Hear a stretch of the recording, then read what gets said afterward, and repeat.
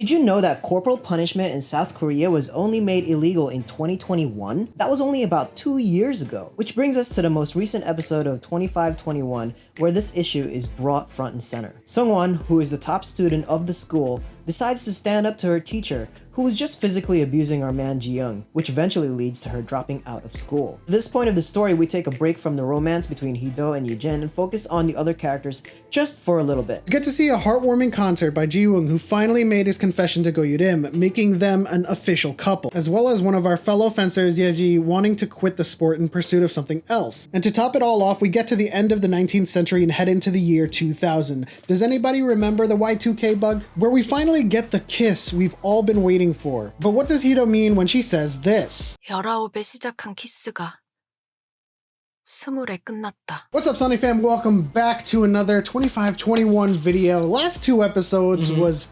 very deep, very heavy subject matters. We finally got some headway in terms of the relationship between Hee-do and her mother. With her dad, Hee-do thinking this whole time that her mother just didn't care and it was all about the work, all about being an anchor, even going so far as to miss the funeral to do a news flash. Then we get this lovely scene where they're visiting the father's grave and, you know, her mother just breaks down and just couldn't hold up this facade any longer, and they finally connected. And that's when the wall kind of gets torn down between the two of them, and their relationship and their bond starts to get a little bit stronger because there's a little bit of understanding here now on both sides. Actually, her mom took those broken chairs and had them fixed, and so now we're at the point where both of their relationships have gotten much better. On top of all of that, Yee-jin finally makes reporter at UBS. No longer is he the peon at the company. He is leading his own reports, so much so that he reports from a baseball game, takes the initiative, kind of mirroring Hee-do's mother and saying, hey, I'll do this. Although one of the sequences in this show really got me teared up. There was one where Yi-ji, our fellow fencer, is trying to quit fencing because she's wasting her life in the gym and she wants to do something else, perhaps becoming a baker. But what ends up happening is a really heartwarming lesson between her and the coach, refusing to let her quit, and in turn imparting a valuable lesson about earning a new opportunity. It really kind of made me tear up a little bit, and I have no idea why. Hee-do's words really put it into perspective here when she says, you know, giving up is also a challenge. And that is a huge challenge to overcome, and I loved the training between Yurim, Hee-do, and Yeji in finding this out about Yeji. And that leads us to school abuse, corporal punishment, because what a transition. Because both of these characters, Sungwon and Yeji, ends up together at the end, like climbing over the school fence or the school gate.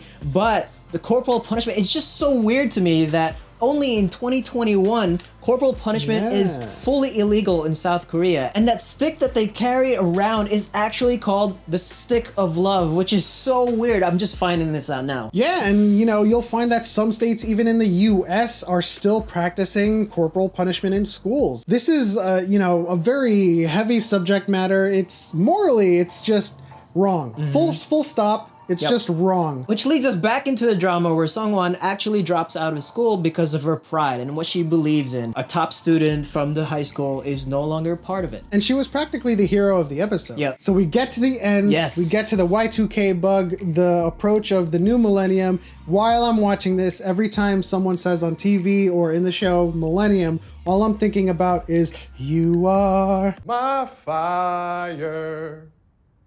Number 2, keep it going. The one desire. What?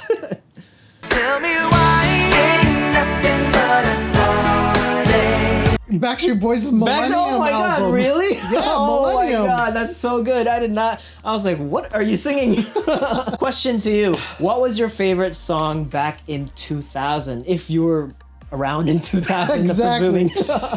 But we get to the moment where everyone realizes that the world may end, so they choose to go home and spend their last moments on Earth with their family, leaving Hee-do and Yee-jin alone. And so they have this moment, they're commiserating about what they would like to do before they die, and Hee-do plants one on Yee-jin. That was a good kiss. That was a great kiss by Hee-do. I mean, a bad kiss by Yee-jin. By a bad kiss by Yee-jin. You know, Kim Tae-ri did a really good job. The actress playing Hee-do went in there with a really good, passionate kiss.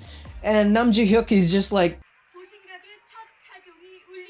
I mean, but what does this mean? Are they together? Is that her reply to his confession on the bridge? We did predict in our last episode that they're no longer together in the present time, and so this is probably like a moment in their relationship where they have challenges, right? It is like, a milestone. She's getting a little bit more serious in competitive fencing. He's getting better at being a reporter, and so there's got to be like this long distance thing that's going to happen. And in the preview, there's like new oppas joining the scene as fencers in the team, and it's like, oh, there could be some love triangles in there here. Well, we'll just have to wait for the next 2 episodes to find out what exactly is happening between them. Their relationship is skyrocketing or taking an incline, so to speak. But really quickly before we wrap this up, shout out to Teddy, who is the cutest thing in the world when speaking French.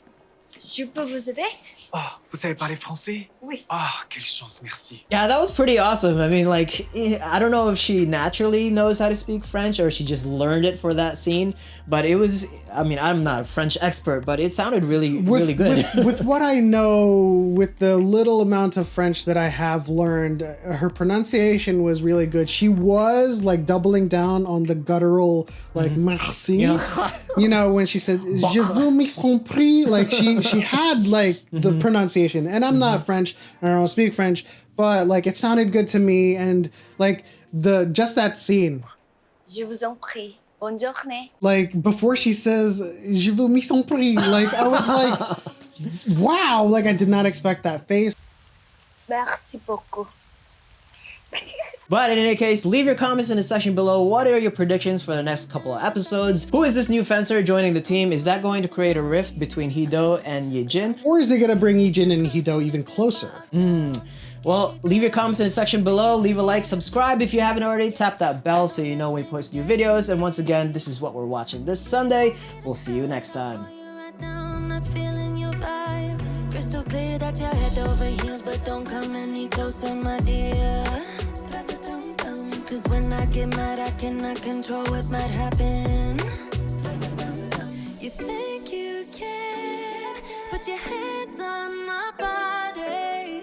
I'm no damsel in distress. Come too close, I might just lose it. I knock you down like boom, boom, boom.